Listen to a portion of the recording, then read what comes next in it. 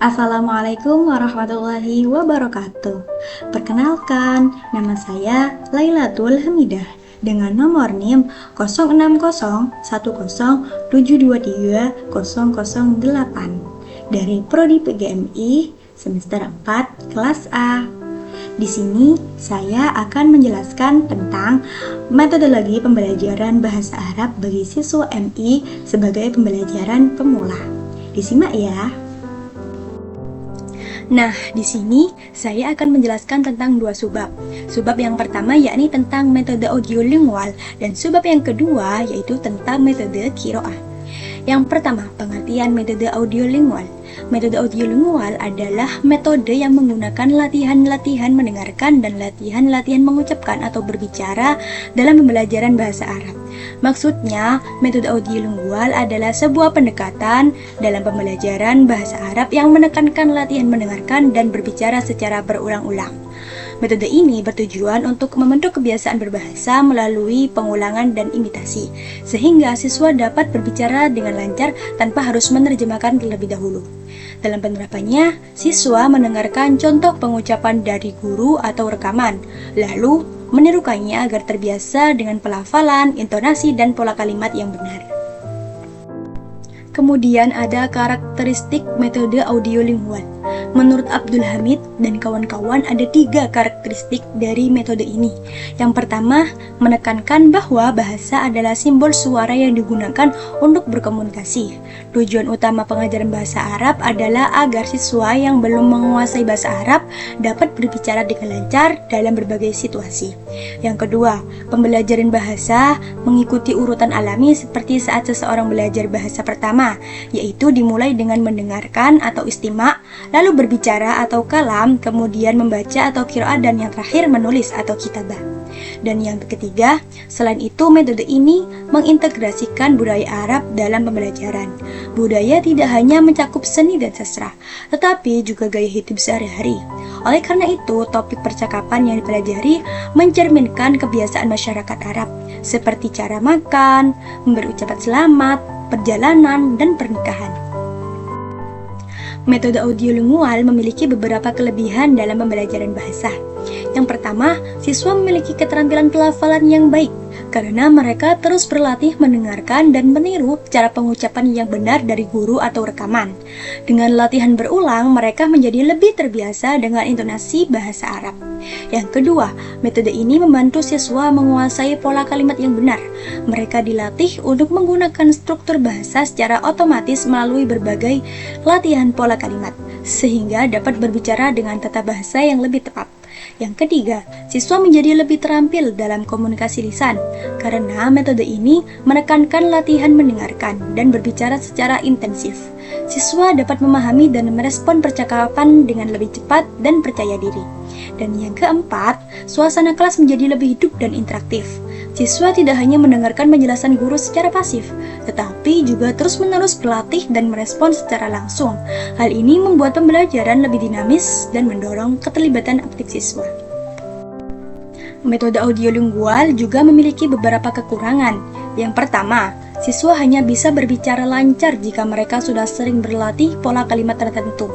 Jika mereka menghadapi situasi baru dengan kalimat yang belum pernah dipelajari, mereka bisa kesulitan menyusun kata-kata sendiri.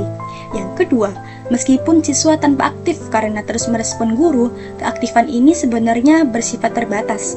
Mereka hanya meniru atau mengulangi tanpa benar-benar berpikir sendiri, sehingga kurang berkembang dalam kreativitas dan inisiatif berbahasa. Yang ketiga, latihan dalam metode ini seringkali tidak sesuai dengan situasi komunikasi nyata. Siswa hanya menghafal pola kalimat tanpa memahami bagaimana menggunakannya dalam percakapan sehari-hari. Akibatnya, ketika berinteraksi di dunia nyata, mereka mungkin kesulitan menerapkan apa yang telah dipelajari. Subbab yang kedua yakni metode qiraah. Metode qiraah adalah cara menyajikan pelajaran dengan cara membaca, baik membaca dengan bersuara maupun membaca dalam hati. Membaca bersuara bertujuan untuk melatih pelafalan, intonasi, dan pemahaman bacaan secara lisan. Sedangkan membaca dalam hati membantu siswa memahami isi teks dengan lebih mendalam. Metode ini sering digunakan dalam pembelajaran bahasa untuk meningkatkan kemampuan memahami tulisan serta memperkaya kosakata siswa. Metode Qiro'ah memiliki beberapa karakteristik utama dalam pembelajaran bahasa, terutama dalam keterampilan membaca. Yang pertama, tujuan utama metode ini adalah membantu siswa mengembangkan kemampuan membaca, khususnya dalam memahami teks ilmiah dan bacaan berbahasa Arab dengan baik. Yang kedua, materi pembelajaran yang digunakan meliputi buku bacaan utama, daftar kosakata baru, pertanyaan tentang isi bacaan untuk menguji pemahaman, serta bacaan tambahan untuk memperkaya wawasan siswa. Selain itu, metode ini juga mencakup latihan menulis atau mengaram dan percakapan untuk meningkatkan keterampilan berbahasa secara keseluruhan. Yang ketiga, proses pembelajaran dalam metode ini berfokus pada pemahaman isi bacaan melalui analisis makna, bukan hanya menerjemahkan kata per kata secara harfiah. Untuk membantu pemahaman, bahasa ibu boleh digunakan dalam diskusi. Yang keempat, teknik membaca yang digunakan lebih mengutamakan membaca dalam hati daripada membaca keras. Membaca dalam hati dianggap lebih efektif untuk memahami teks dengan lebih cepat dan mendalam. Yang kelima, pengajaran kaidah bahasa dilakukan secara singkat dan hanya diajarkan seperlunya agar siswa tidak terbebani dengan terlalu banyak aturan tata bahasa. Dan fokus utama tetap pada pemahaman bacaan secara keseluruhan. Metode Qiro'ah memiliki beberapa kelebihan dalam pembelajaran bahasa Arab. Yang pertama, siswa dapat membaca teks bahasa Arab dengan lancar dan memahami isinya dengan baik. Mereka tidak hanya mampu mengenali huruf dan kata, tetapi juga memahami maknanya secara keseluruhan. Yang kedua, siswa belajar menggunakan intonasi yang tepat saat membaca bahasa Arab. Hal ini membantu mereka membaca dengan cara yang benar sesuai dengan kaidah membaca dalam bahasa Arab. Yang ketiga, melalui latihan membaca, siswa juga diharapkan dapat menerjemahkan kata-kata atau memahami makna kalimat dalam bahasa Arab tanpa harus bergantung pada kamus. Dan yang keempat, ada metode ini melatih siswa membaca bahasa baru dengan kecepatan yang wajar sambil tetap memahami isi bacaan. Mereka tidak terbebani dengan analisis tata bahasa yang rumit atau harus menerjemahkan kata per kata, sehingga pembelajaran menjadi lebih alami. Yang kelima, siswa dapat menguasai banyak kosakata pasif, yaitu kata-kata yang mereka pahami maknanya meskipun belum sering menggunakannya dalam percakapan. Dan yang keenam, metode ini membantu siswa memahami tata bahasa secara fungsional.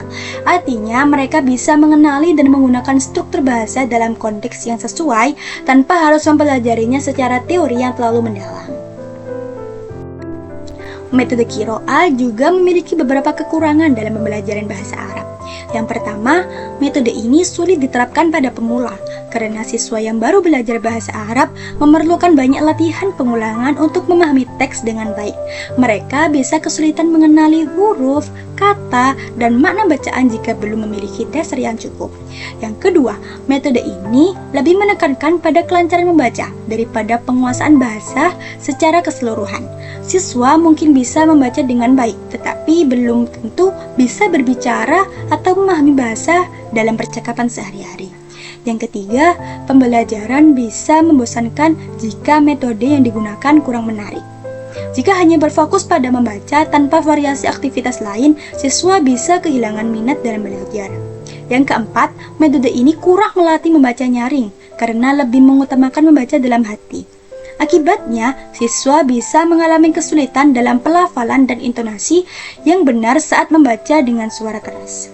Yang kelima, metode ini juga kurang melatih keterampilan menyimak dan berbicara.